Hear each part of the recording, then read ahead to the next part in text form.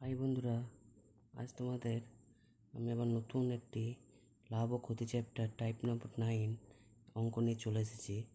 যা দেখো, একটি মোট দ্রব্য 4/7 21% ক্ষতিতে এবং বাকি অংশ 14% লাভে, অর্থাৎ 4/7কে আমি দুটো পার্টে ভাগ করতে পারি, একটা 4 অংশ, একটা 3 অংশ। আচ্ছা, আর একটা হচ্ছে কত 21% ক্ষতি। 21% ক্ষতি মানে কত হচ্ছে 79/100। তাহলে এটা 79টা হচ্ছে কি এসপি এবং 100 হচ্ছে সিপি। আবার 14% লাভ মানে হচ্ছে 114/100। তাহলে এসপি হচ্ছে 114, সিপি হচ্ছে 100। অর্থাৎ 4 গুণ, তাহলে কি হচ্ছে এখানটায় ক্ষতি হচ্ছে কত 21%, তাই তো?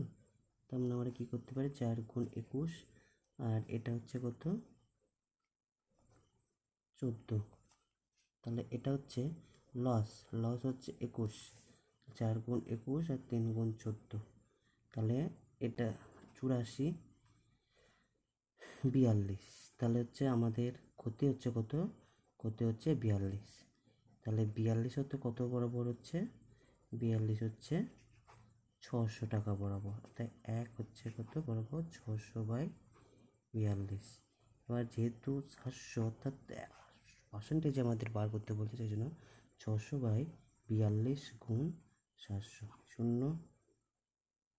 আচ্ছা, 7 দিয়ে কাটছি, 6 7 42, আর এই শূন্যটা থাকলো, তাহলে 6 1 600। তাহলে হচ্ছে 100 গুণ 100 গুণ